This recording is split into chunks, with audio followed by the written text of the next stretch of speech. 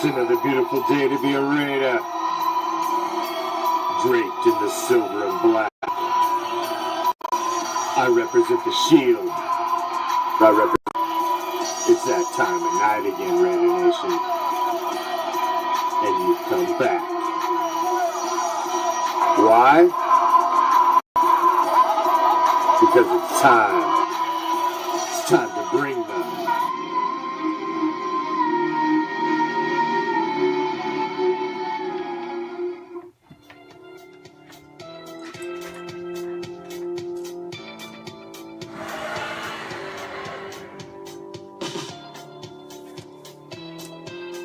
What's up, Raider Nation? I'm the Commish, coming to you live from Hardcore Challenge Live Studios. Deep behind the enemy line.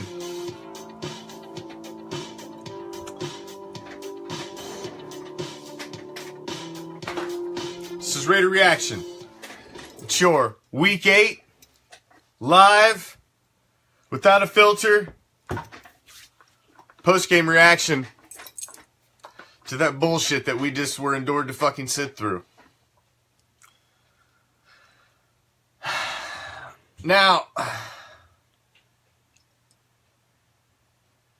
I don't want to hear the excuses about the weather, because the Bills had to play in the same frickin' weather that we had to play in. And they were able to perform and not put the ball all over the frickin' field. Tyrod Taylor was able to get the ball down the field and throw the ball. So I don't want to hear it's the fucking weather. That's not an excuse for that. All of a sudden, when we were down points and we needed to move the ball, we could all of a sudden move the ball at the end of the game. So where the hell was that urgency earlier when we were dinking and dunking all over the damn field? The running backs looked good, but they put the ball on the ground. You can't have that. Did we miss beast mode? Beast mode don't fumble the fucking ball. In his history, he's not a fumbler. So, did we miss the... Maybe. You know why? Gee! Where did Beast Mode cut his teeth? Do you forget? Do you not remember history? I know everybody wants to shit all over him, but do you not remember history? Where'd he cut his teeth? Where'd he earn the name? In Buffalo. He was a mudder. He could run in the mud, in the rain, in the cold, in the snow. And he goes out and gets suspended. That hurt. That hurt this week. And the people say it doesn't matter, we didn't need him. That's bullshit. We really could have needed him this game. We could have used him this game. Because you see what a running back did. Even what I said at halftime. The guy that scared me all game was freaking Shady McCoy. Because this is the type of game. It's a adverse weather game. That's the type of game when you need a solid, pounding running game. You need an abusive running game in a game like that. This is old school freaking football. Get dirty. You can't just drop back, look pretty, and sling it all over the place. It doesn't work in adverse conditions like that. So basically, we came in with our high-powered, souped-up sports car, looking for a drag race on a dry street track. And they told us we was going to have to run in the mud. And we just spun and buried our ass. That's exactly what happened.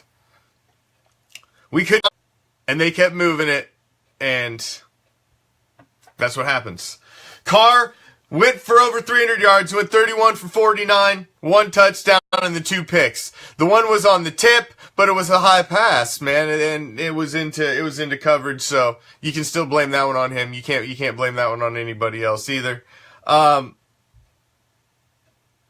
Washington, like 26 yards, 21 yards on the ground for Richard. They got most of their work catching the ball out of the backfield. Washington was our leading receiver with 8 receptions. Crabtree had 5 for 83. Coop had 5 for 48.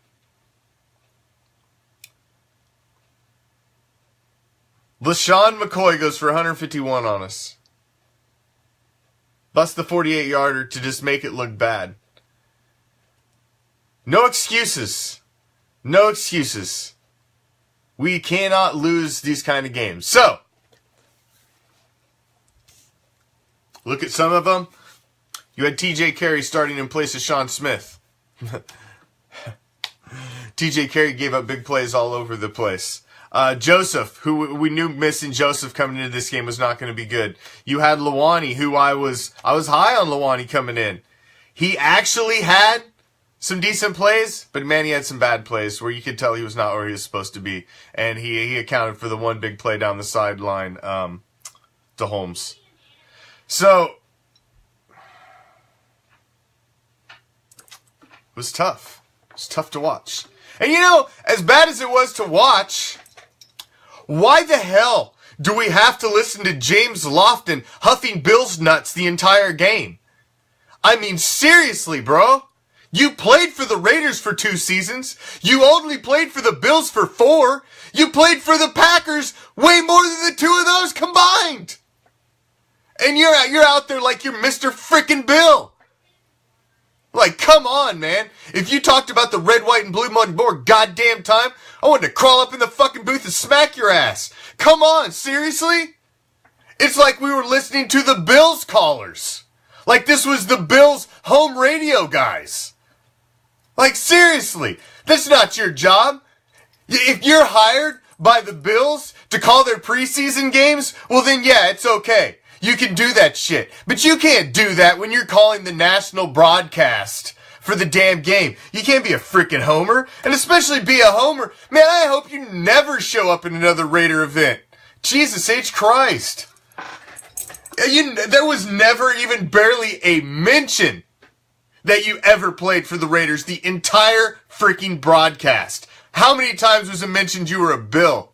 Freaking Bill Huffer. What the hell, man? Don't ever let me... Dude, all of my James Lofton Raider football cards are officially for freaking sale. Anybody want any of them? Because I got a stack of them. I'm going to sell them sons of bitches on freaking eBay. Pennies on the dollar. They ain't worth shit anyway. I'm talking crap the whole damn game. Good Lord. Moving on. Osimile and Hudson, I got to give out the award for the flying tag team clothesline there on the interception return for Carr. They straight ripped that guy's heads off. Man, they ripped his head off. That was like the highlight of the game.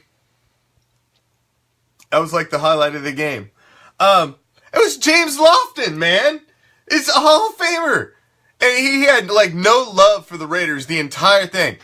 James Lofton played 9 years for Green Bay. Played 4 years for the Bills. 2 years for the Raiders. A year for the Eagles. A year for the Rams. I mean, and he was Mr. Bill. Like, bro, you know Mr. Bill? If anything, he's Mr. Packer. Good Lord.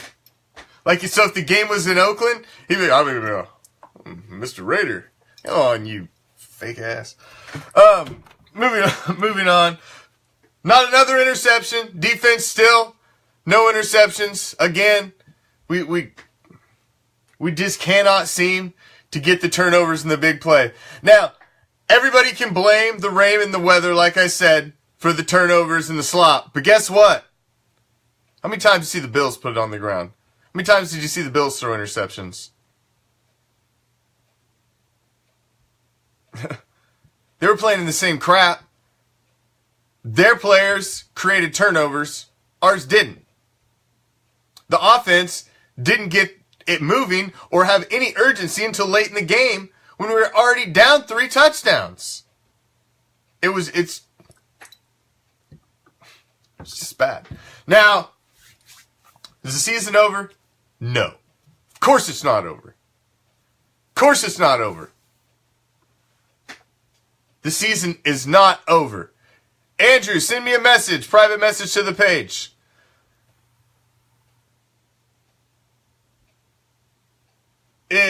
Of course it's not over.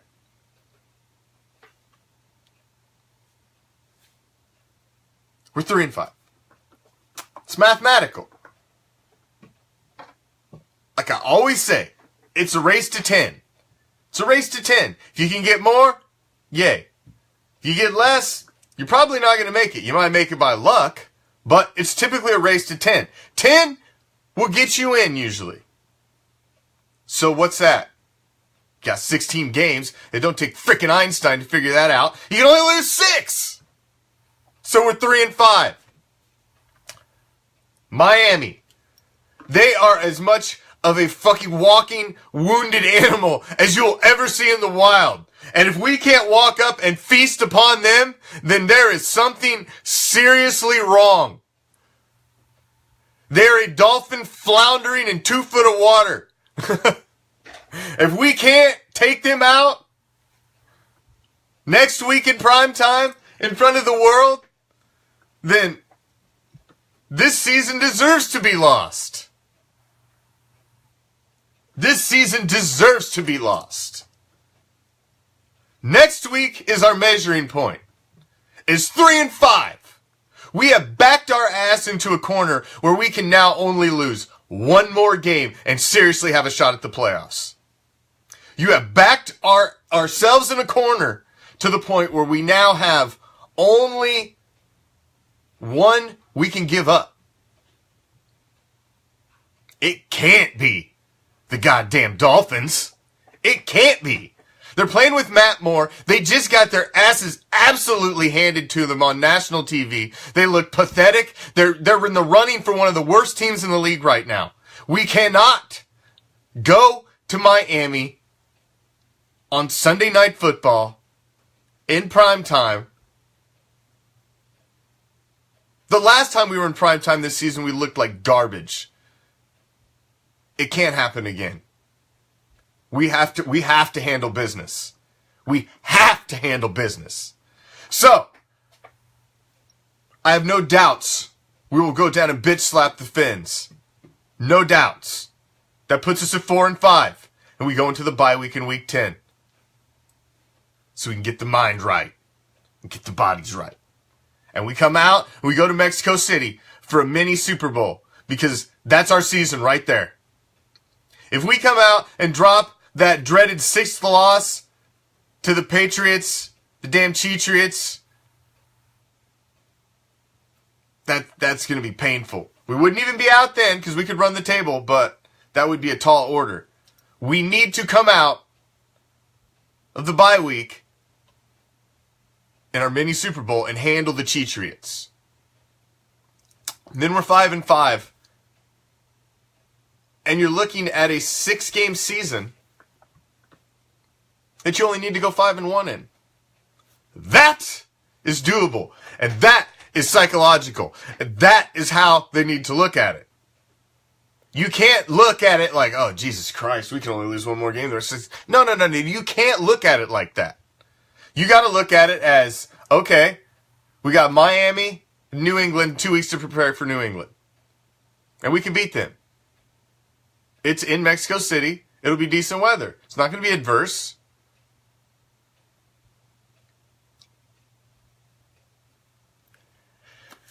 It's not going to be like that down here. It's not going to be cold. Billy, you got to understand. I was at a game yesterday in the rain at Raymond James Stadium for a college football game.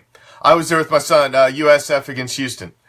And it was raining, but it's not like rain in Buffalo. If it rains, it's raining in Miami, bro. It's still be in the 80s. It's not gonna be, so even if it rains a little bit, there's gonna be no adverse conditions, and I'm telling you, I think we're fine next week, but I've got my eye, this next 2 games, man. We cannot take our 6th loss in Miami. Next week is an absolute must-win. Absolute must-win. For the psychological well-being and momentum of this team, next week is an absolute must-win.